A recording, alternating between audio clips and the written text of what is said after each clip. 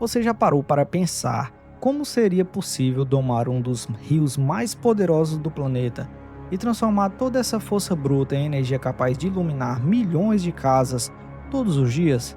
Pois é exatamente isso que a gente vai explorar hoje. Uma obra que não é só gigantesca no tamanho, mas também na história, na engenharia e nos desafios que enfrentou para sair do papel. Então já aproveita, deixa o seu like, se inscreve no canal e sejam muito bem-vindos ao canal A Era da Construção. Quando a gente fala da usina hidrelétrica de Itaipu, não estamos falando só de uma barragem, estamos falando de um verdadeiro marco da engenharia mundial, uma estrutura que nasceu da parceria entre dois países, o Brasil e o Paraguai, e que mudou completamente a dinâmica energética de toda a região. Antes mesmo da construção começar, lá nas décadas de 60 e 70, existia um grande desafio, o Rio Paraná, que é o segundo maior da América do Sul. Tinha um potencial energético absurdo, mas ao mesmo tempo era extremamente difícil de controlar. Era como tentar segurar um gigante em movimento constante, e foi aí que surgiu a ideia de construir uma barragem monumental, capaz de aproveitar essa força de maneira eficiente. Mas não pense que foi simples. A decisão envolveu negociações políticas intensas entre os dois países, culminando no Tratado de Itaipu em 1973, que definiu como essa energia seria dividida. Ou seja, antes mesmo do primeiro caminhão de concreto chegar, já existia uma engenharia diplomática acontecendo nos bastidores.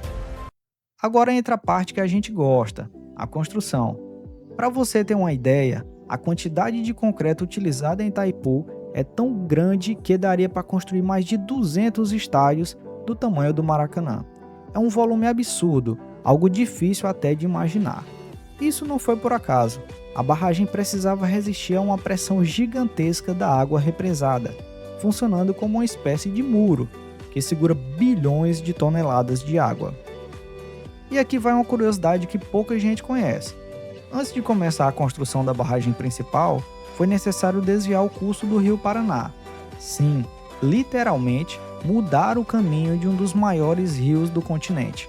Para isso, escavaram um canal com mais de 2 km de extensão, permitindo que o rio seguisse outro trajeto temporariamente, enquanto a estrutura principal era erguida.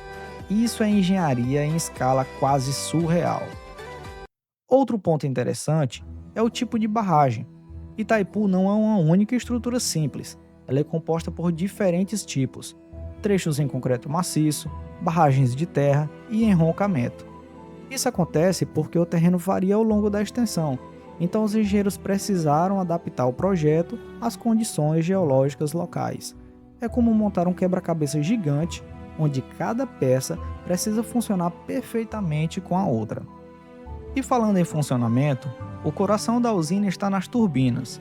A água armazenada no reservatório é liberada com uma enorme pressão, passando pelas turbinas e gerando energia elétrica.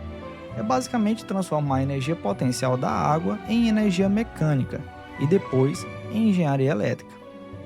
Parece simples quando a gente fala, mas a escala disso é gigantesca. Cada turbina tem o tamanho de um prédio de vários andares. Durante o auge da obra, mais de 40 mil trabalhadores estiveram envolvidos na construção. Era praticamente uma cidade surgindo ao redor do canteiro de obras, com toda uma infraestrutura de apoio, moradias, hospitais, transporte, uma verdadeira operação de guerra, só que voltada para a construção. Mas nem tudo foram números e conquistas. A construção de Itaipu também trouxe impactos sociais e ambientais significativos. Um dos mais marcantes foi o desaparecimento das Sete Quedas, considerado uma das maiores cachoeiras do mundo na época. Com a formação do reservatório, essa maravilha natural foi completamente submersa. Isso mostra como grandes obras de engenharia sempre carregam decisões difíceis e consequências profundas. E aqui vai outra curiosidade interessante. Itaipu já foi por muitos anos a maior geradora de energia do planeta, disputando esse posto com a usina de Três Gargantas, na China. Mesmo hoje, ela continua sendo uma das mais eficientes do mundo, com índices de produção impressionantes. Do ponto de vista construtivo, Um dos maiores desafios foi o controle térmico do concreto. Quando você trabalha com volumes tão grandes, o concreto pode aquecer internamente durante a cura, gerando fissuras. Para evitar isso, foram utilizadas técnicas de resfriamento com tubos internos por onde circulava água fria. É como se a estrutura tivesse um sistema de ar-condicionado interno para garantir sua durabilidade. E não dá para deixar de falar da precisão envolvida. Cada etapa da obra precisava ser milimetricamente planejada, porque qualquer erro em uma estrutura desse porte poderia gerar consequências catastróficas. Estamos falando de uma obra onde segurança não é apenas importante, é absolutamente crítica. Hoje, Itaipu é responsável por uma grande parte da energia consumida no Brasil e praticamente toda a energia do Paraguai. Ou seja, além de um feito de engenharia, ela é um pilar econômico e estratégico para os dois países. E talvez o mais fascinante de tudo isso seja perceber que, por trás de toneladas de concreto e aço, existe algo muito maior: a capacidade humana de imaginar, planejar e construir soluções para desafios gigantescos. Itaipu não é só uma barragem, é uma prova viva do que a engenharia pode alcançar quando existe visão, cooperação e coragem para executar. Agora me conta aqui nos comentários, você acha que obras desse porte ainda são o futuro da geração de energia? Ou estamos caminhando para soluções mais descentralizadas? Quero muito saber sua opinião. E se você curtiu esse mergulho no mundo das grandes construções, continua com a gente, porque aqui, na A Era da Construção, sempre tem mais histórias incríveis esperando por você.